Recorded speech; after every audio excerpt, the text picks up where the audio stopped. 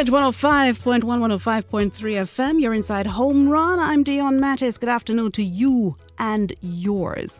Now, as we were saying, the Agriculture Minister, Pernell Charles Jr., has announced that the government is considering a temporary suspension of the Common External Tariff, the CET, and additional stamp duties on imported leg quarters. Now, this was only one of the new measures, or the few measures, rather, that Minister Charles spoke of, and we'll start at this point. So, Minister, thank you so very much for joining us. It is a pleasure to have you. And the pleasure is mine. I will say as well that your family, you didn't know, but my father is actually one of the persons that your family would support with buying yam from Portland. What? Yes. Because that's a small world and the connection is there. The connection is All there. goes back to farming and now, Yes, talking about farming again. Exactly. My father was very pleased with the fact that there were several ministers, both sides, that would patronize him of his produce, So we just want to say thank you for eating Jamaica. But but let's look at now this proposed suspension and what it would mean for consumers with regards to the price of chicken meat. Yeah, so, the bottom line is that what we have done is we have put forward, firstly and most importantly, a $50 million package of relief for small farmers, for them to be enabled in their effort to provide food security for us, and to bolster that effort by helping them with that money so they can buy baby chicks, they can buy feed, they can buy medicine, and to bolster the local poultry production. That's the first thing. Secondly, as we do so, we are contemplating the proposed, or at least the announced increases that we've heard in the media. Mm-hmm. And as a government, we have to be proactive. And so what I've done is we've met with the team at the ministry, and we have put on the table a number of options for consideration, as well as to make it clear that the number one goal must be to build up capacity in our country to be able to satisfy our local market. And so research and development is critical, and ensuring that in Jamaica we can attract the investment so that we don't have to be importing baby chicks. Did you know that 75% of the baby chicks that are here are imported? Mm-hmm. I didn't know that. The eggs that provide the baby chicks, 75%, and we only have one hatchery, and that hatchery can only provide about 40% of the fertile egg needs for themselves. So you see that there is a gap. There are challenges, but with every challenge, there's an opportunity, and so there's an opportunity for investment. And we are calling on persons across Jamaica, across the diaspora, across the region, across the world, to see Jamaica as a place where you can come and you can capitalize on this investment opportunity while helping us to strengthen the resilience in our own local production. Now, the topic of interest for everyone is that I've put on the table that I'm not going to hesitate to utilize the authority that we have as minister in the ministry to put suspensions to the tariff in order for us to be able to assist consumers in having a more affordable price. And it's not something that we're announcing. It's something that we are putting on the table for discussion because it is important for the consumers who have become very disconcerted and concerned with the announcements that they've heard to know that the government is not just sitting back, but we are looking on all of the options and we are discussing it with you. So, number one, we're supporting small farmers. Number two, we're building up our local production and local capacity. And number three, we're saying to consumers, we respect you, we hear your concerns, we hear the concerns of the small farmers, we hear the concerns of the mothers going to the supermarket, and we are going to do everything necessary to secure and to serve your best interest. And while we do that, we're going to consult with the broiler companies, so I have meetings with them next week. And we're going to consult with other stakeholders, listen to them, work with them, because they're also a part of who we serve, and make sure that everything is done with the best interest of growing the agricultural sector in a sustainable way. And I hear what you're saying respectfully, sir. I'd like to look at it again from the view of the consumer. You mentioned that any suspension of the CET, the Common External Tariff, would only be a temporary measure put in place until the market recalibrates. Yes, because the most important thing is so what you want, we don't really want to be focusing our energy and investment on import. What we really want is a Jamaican production, the Jamaican agricultural sector where we can sustain our own demand and meet our demand. We don't have that right now. Mm-hmm. Right now, if you go into the supermarket, you see the chicken has gone up. Right now, you see that fertilizer has gone up. The food that you use for the chicken is gone. Everything has gone up. So what would need to happen to bring about the recalibration? So, so immediately and temporarily, if necessary, you could open up and get imports in to help level off the cost. But ultimately, in the medium to long term, what we have to do is through research, through enhancing our capacity on the ground in terms of our operations, is build out the industry. Build out our capacity to supply the baby chicks. Right now, the farmers in Clarendon and all over the country, some of them waiting 4 months to get baby chicks. So when you hear people talking about, if you import, you're going to affect the small farmers, that's rubbish. The reality is that small farmers, and they're not even able to get baby chicks so that they can supply the market. So the reality is that we have a gap, and there are challenges. Again, I go back to the fact that with every challenge, there's an opportunity, and the opportunity must be primarily focused on developing Jamaica's agricultural sector to firstly be able to supply our own demand. Jamaica must feed itself. And then we look at exportation. All right?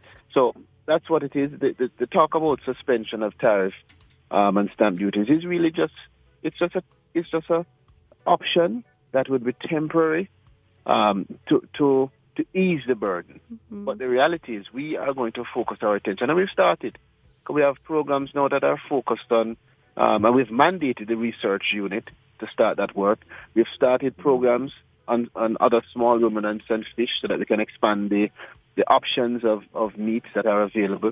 And we're going to be encouraging Jamaicans to find creative ways of using other types of meat so that, we don't have a dependency on one type that is perhaps short and you said, and not able to be accessed. You said something which I think stands out in the minds of a lot of us now listening.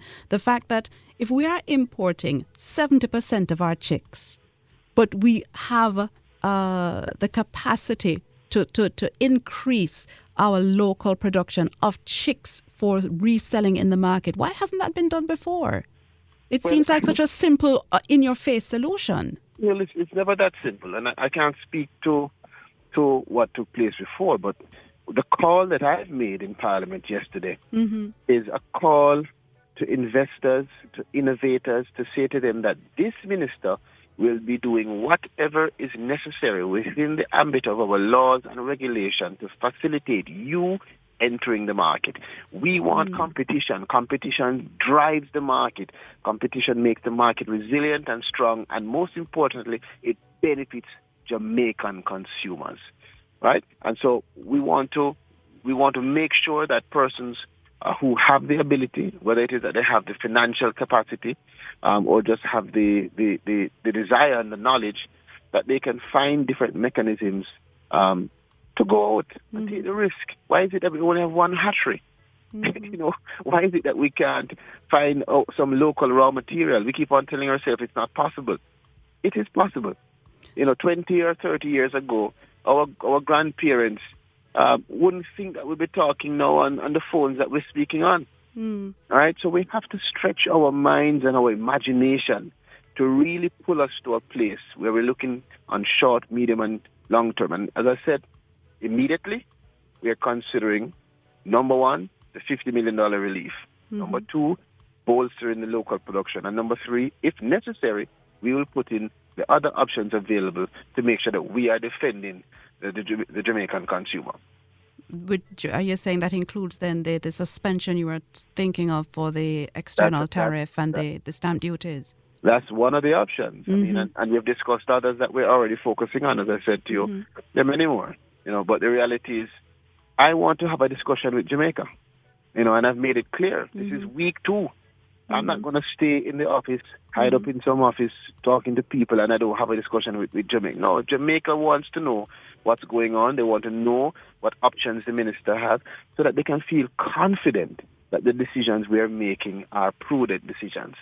And I must tell you, the calls and the messages that I've gotten from people who I don't even know from all over the country make it clear to me that people have appreciated the stance of being open, transparent, and bold in confronting the very, very important issues that affect their pocket, affect their family in terms of diet, and affect many, many persons out there who, throughout this pandemic, have looked towards rearing their chicken as a form of supplementing their income and supplementing their diet. I thank you very much for accepting our invitation to come and share with our listeners this evening. I think it does mean a lot for everyone to hear these words coming from you. And how do we have our voice heard? Where do you want us to lay our thoughts to you, sir? Well, listen, firstly, I appreciate you inviting me on, because without you, we don't get the platform to speak to Jamaica. So that's number one. And I hope that we can continue to engage in discussion. Definitely. Secondly, I'm on social media. So you can get me on P. Charles Jr. We have been having a complete explosion of discussion on social media. I asked a question, I think it was last week, what do you see as your vision for the agricultural sector in 2 to 5 years? And it completely went crazy. We got over more than 1,000 substantive responses. And, outside of social media, P. Charles Jr. on all of the various platforms, you can send me an email. Simple. minister@moa.gov.jm. I am listening. I'm welcoming your recommendations, and I'm looking forward to us, meaning the entire Jamaica, taking this journey as we build a sustainable agricultural sector. We can do it, and we have to do it, because if we can get it right, Jamaica will never be poor. It is a new feel. Not that it hasn't done before, but the way you're stepping out and saying this, it feels as if the Agriculture Ministry has had a creative injection in these past couple of years.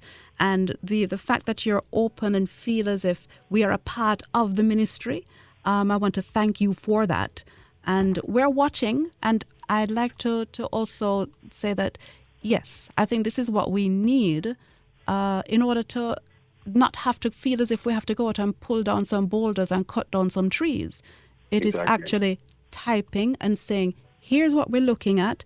Tell us what you're doing. How do you think with this? And you say you're working on this in a very timely and speedily manner. I want to thank you so very much, because enough people love chicken, sir. Let me tell you, I never know that's how much people eat chicken. When I look at the numbers, it's a viable business if we can get it right, which is why I'm saying to people, listen, look to farming. A lady that I met last week told me she's been planting onions for 5 years and she has built her house.